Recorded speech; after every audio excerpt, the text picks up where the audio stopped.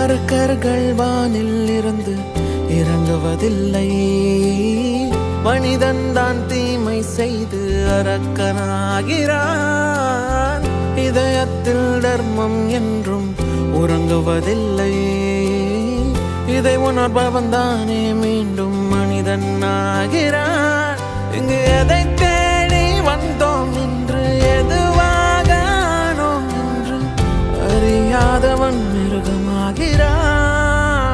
நான் யார் இறைவா, விடைத்தாய் இறைவா.